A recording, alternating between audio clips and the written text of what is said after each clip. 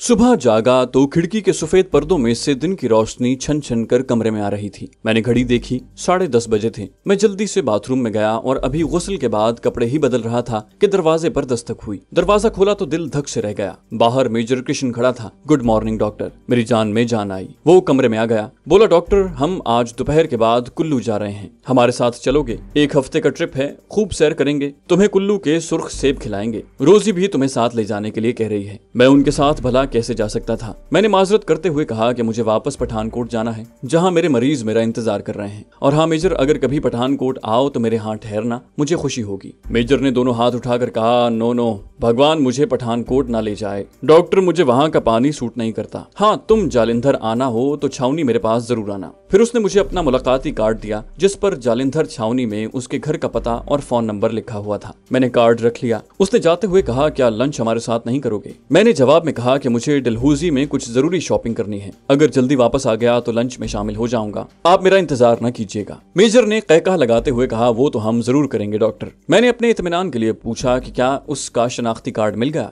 वो बोला, नहीं मिल सका डॉक्टर, वैसे मैंने अपने यूनिट को इन्फॉर्म कर दिया है, कोई बात नहीं, नया बन जाएगा। एक्सप्लेनेशन भी भिजवा दिया है। मैंने कहा, जुर्माना भी तो पड़ जाएगा मेजर। वो बोला, फॉरगेट इट, चले डॉक्टर, कोशिश करना कि लंच पर पहुंच जाओ। मैंने कहा, आई विल ट्राई मेजर। मैंने हाथ जोड़कर नमस्कार किया तो मेजर लंबे लंबे डग भरता हुआ चला गया। उसके जाते ही मैंने खिसकने की तैयारी शुरू कर दी। मुझे 15-20 मिनट लग गए। जब मैं ब्रीफकेस उठाए सीढ़ियों की तरफ चला तो सामने से मुझे मेजर कृष्ण तेज कदमों से अपनी तरफ आता दिखाई दिया। मेरा दिल शिद्दत से धड़कने लगा। उसने दूर ही से पुकार कर कहा, डॉक्टर प्लीज जल्दी चलिए, रोजी की तबीयत अचानक खराब हो गई है। वो मुझे खींचता हुआ अपने कमरे में ले गया। उसकी ईसाई दोस्त रोजी बिस्तर पर कंबल ओढ़े पड़ी हुई थी। उसका चेहरा उतरा हुआ था और आंखों के नीचे हल्के पड़े हुए थे। मैं डॉक्टर नहीं था, मगर वो लोग मुझे MBBS डॉक्टर समझते थे और मुझे जाहिर भी यही करना था। मैंने रोजी की नब्ज देखी, नब्ज ठीक चल रही थी। मेजर ने बताया कि अभी थोड़ी देर पहले बिल्कुल भली चंगी थी, बस 10 मिनट हुए कि कै आना शुरू हो गई है। मैंने रोजी से पूछा कि वो क्या महसूस कर रहे हैं। उसने नक्काहत से कहा कि जी मतला रहा है। मैंने कहा, सॉरी मेरे पास दवाएं नहीं है, यहाँ डलहौजी में मेरा एक डॉक्टर वाकिफ है, मैं उसको भिजवाए देता हूँ। मेजर ने कहा, डॉक्टर कोई नुस्खा लिख दो, मैं अभी बाजार से ले आता हूँ। मैं क्या दवाई लिखता,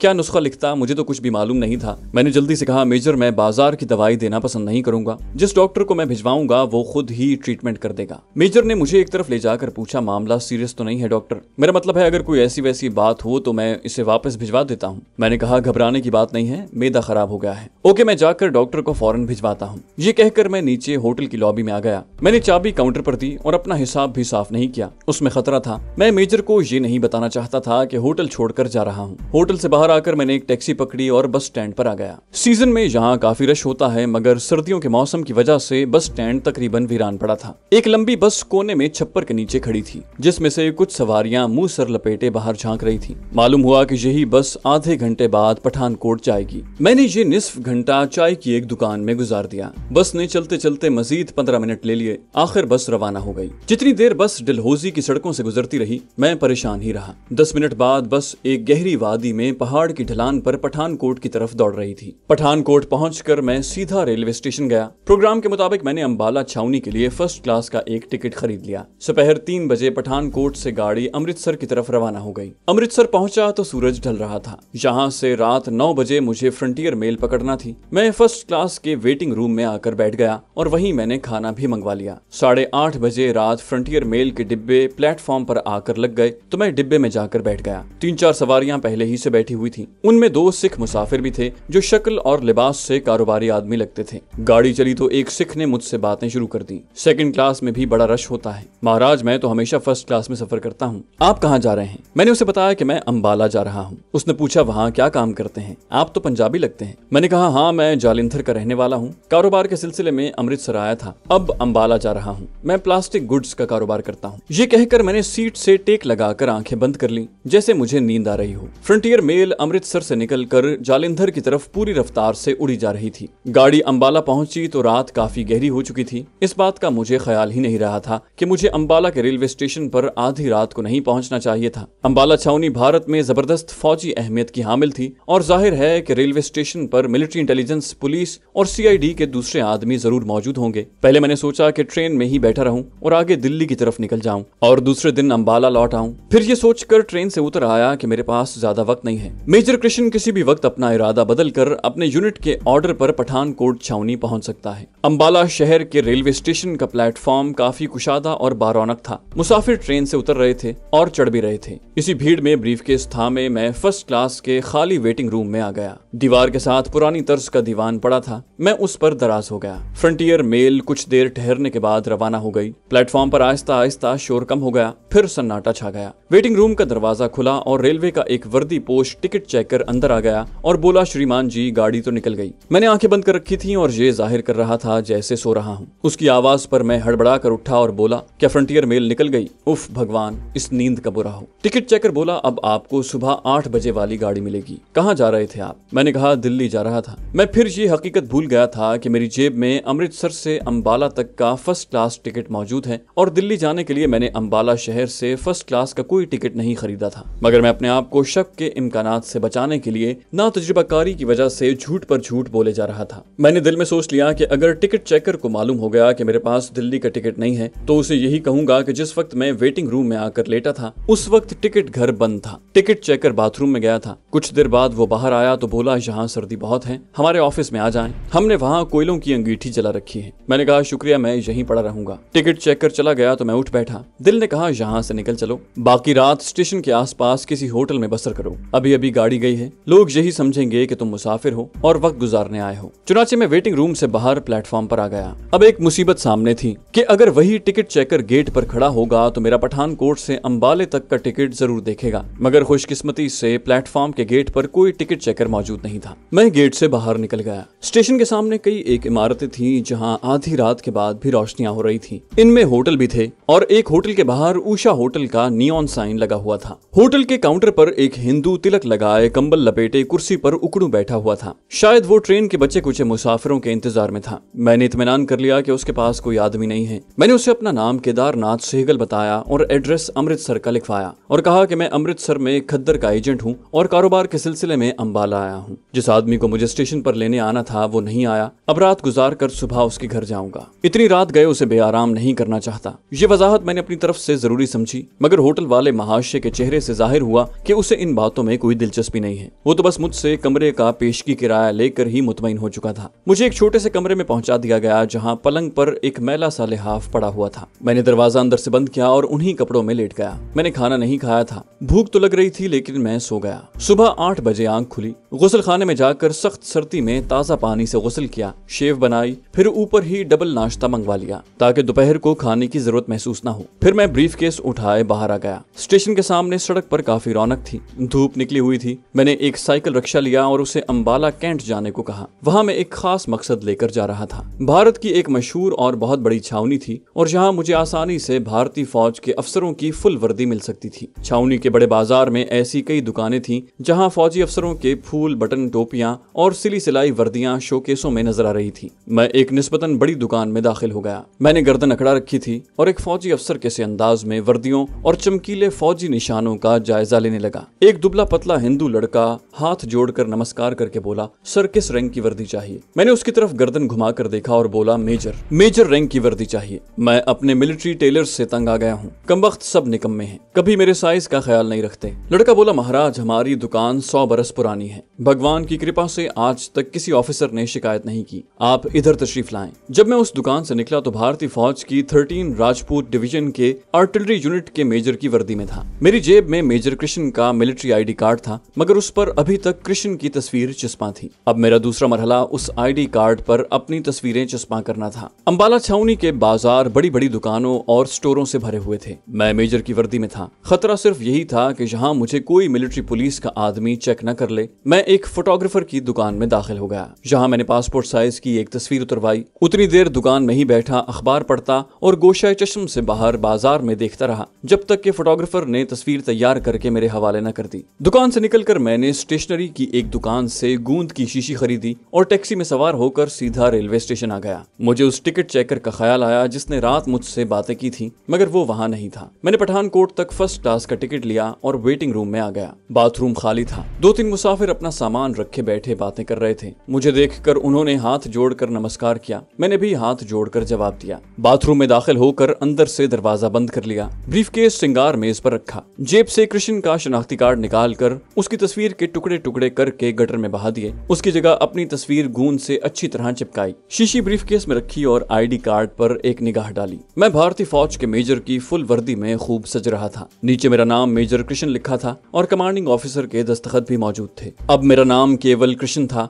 जिसके पठानकोट छावनी में ट्रांसफर के ऑर्डर आ चुके थे, मगर वो मेडिकल ग्राउंड पर छुट्टी लेकर डलहौजी में अपनी नकली बीवी के साथ अपनी सेहत बहाल कर रहा था। अब उसकी जगह मुझे पठानकोट छावनी जाकर चार्ज लेना था। खुद को मौत के मुंह में धक्का देने वाली बात थी, मगर मेरे मिशन की तकमील के रास्ते में तो जगह जगह मौत मुंह फाड़े खड़ी थी। मैं बाथरूम से निकल आया और एक आरामदेह कुर्सी पर बैठकर हिंदी अखबार पढ़ने लगा। मैं हिंदी पढ़ लिख सकता था। अखबार की खबरों से मालूम हुआ कि मशरकी पाकिस्तान में गड़बड़ और हुकूमत के खिलाफ मुजाहिरों में जबरदस्त इजाफा हो गया है और भारतीय अफवाज और हुकूमत गहरी तशवीश की नजर से सूरत हाल का जायजा ले रही है। इतने में दिल्ली से अमृतसर जाने वाली गाड़ी आ गई। दूसरे मुसाफिरों के साथ मैं भी वेटिंग रूम से निकलकर फर्स्ट क्लास के डिब्बे में दाखिल हो गया। डिब्बे में एक हिंदू फैमिली बैठी हुई थी। मोटी औरत और उसका काला भुजंगा उधेड़ उम्र का शौहर और एक बच्ची थे। मुझे देखकर लाला जी ने हाथ जोड़कर नमस्कार किया। मैंने जवाब दिया और कोने वाली सीट पर बैठकर खिड़की से बाहर झांकने लगा। प्लेटफॉर्म पर रिसाले, अखबार, किताबें बेचने वाला आ गया। मैंने उससे अंग्रेजी का एक रिसाला खरीदा और उसे खोलकर पढ़ने लगा, मगर मैं प्लेटफॉर्म का भी जायजा ले रहा था। बंद गेट के पास मिलिट्री पुलिस के 2 आदमी चाको चौबंद खड़े थे और हर आने जाने वाले को घूर रहे थे। खुदा खुदा करके गाड़ी चली तो मैंने सुख का सांस लिया। अमृतसर से मुझे पठानकोट के लिए गाड़ी बदलना थी। अमृतसर में एक खतरा भयानक मुंह खोले मेरा मुंतजिर था और वो खतरा स्मगलर करोंडिया का था।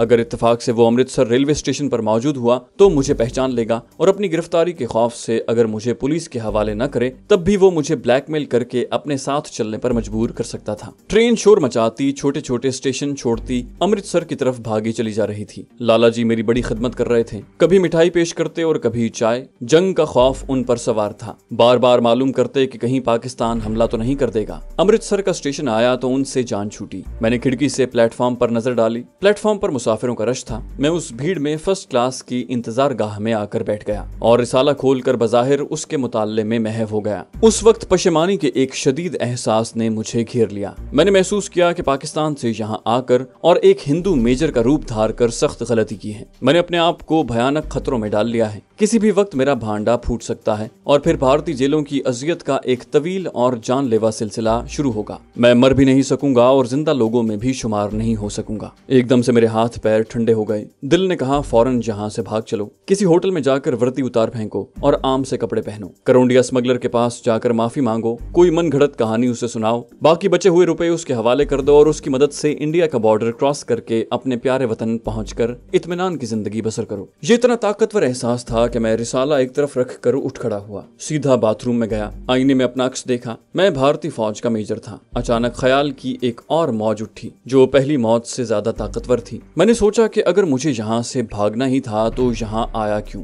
इतनी मंसूबाबंदी किस लिए की थी? इतने मसाइब क्यों उठाए थे? इतने खतरे क्यों मोल लिए? मैंने अपने जमीर से जो वादे किए थे, क्या यहाँ से भागने के बाद पाकिस्तान में वो मुझे इत्मीनान से जिंदा रहने देंगे? नहीं। मैं जिस मुकद्दस मिशन को लेकर घर से निकला हूँ वो मुझे हर हाल में पूरा करना होगा। इसी में मेरे किरदार की अजमत पोशीदा है। इसी में मेरी सुर्खरुई है। मैं अपने लाखों हम वतन लोगों को एक जदीद तरीन और खतरनाक तरीन तोप की तबाही से बचाने के लिए यहाँ तक पहुँचा हूँ। मुझे महज अपनी जान के लिए लाखों हम वतनों की जिंदगियां दांव पर नहीं लगाना चाहिए। ये कौमी वकार और कौमी जज्बे के मुनाफी है और फिर मैं आधा रास्ता तय कर चुका हूँ। अगर यहाँ से वापस भाग गया तो अपने आप को कभी माफ नहीं कर सकूंगा। इस ख्याल ने मुझे एक बार फिर अपने पांव पर मजबूती से खड़ा कर दिया और मैं एक नया अज़्म लेकर बाथरूम से निकलकर वेटिंग रूम में आ गया। बाहर आते ही मेरा दिल धक से रह गया। सामने भारतीय मिलिट्री पुलिस के 2 चाको चौबंद जवान खड़े मेरी तरफ देख रहे थे। उन्होंने एड़ियां जोड़कर सैल्यूट किया। एक सूबेदार ने मेरी तरफ तेज आंखों से देखते हुए पूछा, सर आपकी यूनिट कौन सी है और आप कहां जा रहे हैं? मैंने अपने आप को हर खतरे का मुकाबला करने के लिए तैयार कर लिया था। इसमें कोई शक नहीं कि मेरे सामने एक अजीम मकसद था, लेकिन इस पुरखतर मिशन में मुझे अपनी हुकूमत या फौज की जरा सी भी मदद हासिल नहीं थी और मैं रजाकाराना तौर पर अकेला ही इतनी बड़ी मुहिम पर निकल आया था। मैंने एक फौजी अफसर की शान के साथ चेहरा उठाकर उनकी तरफ देखा, हाथ के इशारे से उनके सैल्यूट का जवाब दिया और उनके करीब पहुंच गया। मैं 13वीं राजपूत आर्टिलरी रेजिमेंट का मेजर केवल कृष्ण हूँ। ये कहकर मैंने एक शान बेनियाजी से बटवा निकाला और मिलिट्री का शनाख्ती कार्ड निकालकर एक के हाथ में थमाते हुए अपनी कुर्सी पर आकर अखबार पढ़ने लगा। दोनों जवान मेरे करीब आए, मेरा आईडी कार्ड बड़े अदब से मुझे वापस किया और दोबारा सैल्यूट करके दरवाजे की तरफ मुड़े तो मैंने उन्हें आवाज दी, जवान इधर आओ। वो पलट कर मेरे पास आए। मैंने अखबार एक तरफ रखते हुए कहा, मैं पहली बार जालिंधर छावनी से ट्रांसफर होकर पठानकोट कैंट जा रहा हूँ, क्या तुम भी पठानकोट जा रहे हो? वो बोले, सर मैंने 4 महीने उधर ड्यूटी दी है। कैप्टन वर्मा हमारे GOC थे, मुझे जांगली कहा करते थे। सर बड़ी नंबर 1 छावनी है। एक सिपाही बोला, सर चाय लाऊं आपके लिए? मैंने कहा नहीं थैंक यू, तुम जा सकते हो। वो एक बार फिर सैल्यूट करके बाहर निकल गए। इसका मतलब है कि वहां मेरा वास्ता किसी कैप्टन वर्मा से पड़ेगा। वो सिपाही को जांगली कहता था, गोया अक्खड़ तबीयत का रांगड़ होगा। मेरे लिए इतनी ही मालूमात बहुत थी। एक कुली अंदर आया तो मैंने उससे पठानकोट जाने वाली ट्रेन के बारे में पूछा। उसने बताया कि ट्रेन प्लेटफॉर्म नंबर 4 पर लगेगी, अभी आधा घंटा बाकी है। ये निस्फ घंटा मैंने वेटिंग रूम में ही गुजार दिया। अचानक दरवाजा खुला और मिलिट्री पुलिस का वही जवान दाखिल हुआ जो पठानकोट छावनी में 2 माह काट चुका था। सैल्यूट करके बोला, सर ट्रेन लग गई है प्लेटफॉर्म नंबर 4 पर। मैं उठा, बाहर जाने लगा तो उसने पूछा, सर आपका लगेज कहाँ है? मैंने कहा मेरा लगेज पहले ही पहुंच गया है, तुम फिक्र न करो। उसने कहा, यस सर। वो मुझे अपनी रहनुमाई में पुल पर से गुजार कर दूसरी जानिब प्लेटफॉर्म नंबर 4 पर ले गया, जहाँ पठानकोट जाने वाली पैसेंजर ट्रेन खड़ी थी। जहाँ उसका दूसरा फौजी साथी एक डिब्बे के बाहर अटेंशन खड़ा था। मैंने देखा कि डिब्बा पूरे का पूरा खाली था। मुसाफिर डिब्बे से बाहर खड़े हमें देख रहे थे। दूसरे मिलिट्री पुलिस के जवान ने सैल्यूट करते हुए कहा, सर आपके लिए पूरा कंपार्टमेंट खाली करवा दिया गया है। मैंने हाथ के इशारे से उनका शुक्रिया अदा किया और डिब्बे में जाकर खिड़की के पास बैठ गया। फिर मैंने जेब से बटवा निकाल कर खोला, 100 रुपए का एक नोट अपनी मुट्ठी में दबाया। दोनों जवान मेरी कार्रवाई को दिलचस्पी से देख रहे थे। मैंने हाथ मिलाते हुए एक जवान के हाथ में नोट थमा दिया। वो खुश होकर बोला, थैंक यू सर। वो मुझे सैल्यूट करके दूसरे मुसाफिरों को वहां से इधर उधर हटाते हुए चले गए। मैं उठकर बाथरूम में घुस गया। फौजी टोपी उतार कर बाल संवारे, गहरी सब्ज रंग की गर्म टाई की नॉट दुरुस्त की, वर्दी पर रुमाल फेरा और सर पर टोपी जमाकर धुंधले आईने में चेहरा देखता फिर मुस्कुराता हुआ बाहर आ गया। पैसेंजर ट्रेन अपनी जगह जमी हुई थी। खुदा खुदा करके कुफर टूटा। गार्ड ने सीटी बजाई, इंजन ने विसल दी और गाड़ी प्लेटफॉर्म से आगे को खिसकी। मैंने इत्मीनान का सांस लिया। गाड़ी शरीफपुरे वाले फाटक से आगे निकलकर बाएं जानिब वाले अमरूदों के बागों के साथ साथ जा रही थी। उस वक्त तक दिल्ली कलकत्ता मेन लाइन भी साथ थी। आगे जाकर ट्रेन मेन लाइन से अलग होकर बाएं तरफ बटाला पठानकोट जाने वाली लाइन पर आ गई। ये वही रेलवे लाइन थी जिस पर मैंने आधी रात के बाद बटाला तक पैदल सफर किया था। बटाला स्टेशन आ गया। गाड़ी कुछ देर के लिए रुकी और फिर आगे रवाना हो गई। पैसेंजर ट्रेन थी, हर स्टेशन पर ठहरती जा रही थी। आखिर शदीद इंतजार के बाद पठानकोट का स्टेशन आ गया। मैं रेलवे स्टेशन से निकला और एक टैक्सी में बैठ गया। छावनी चलो, मैंने टैक्सी ड्राइवर को कहा। उसने जवाब दिया, ओके सर। सिख ड्राइवर ने इंजन स्टार्ट कर दिया। टैक्सी पठानकोट के बाजारों से गुजरती हुई छावनी की तरफ बढ़ रही थी। मैं मौत के मुंह में जा रहा था। टैक्सी छोटी छोटी टेकरियों के दरमियान से गुजरती छावनी की तरफ बढ़ रही थी। तो दोस्तों ये थी हमारी आज की एपिसोड। उम्मीद करते हैं आपको हमारी कहानी पसंद आई होगी। जाने से पहले इस वीडियो को लाइक कीजिए और शेयर करना मत भूलिए। कमेंट करके हमें बताइए कि आपको हमारी वीडियो कैसी लगी। और अगर अभी तक आपने इस चैनल को सब्सक्राइब नहीं किया तो इसे सब्सक्राइब कीजिए और बेल आइकन दबाकर ऑल नोटिफिकेशंस ऑन कर लीजिए।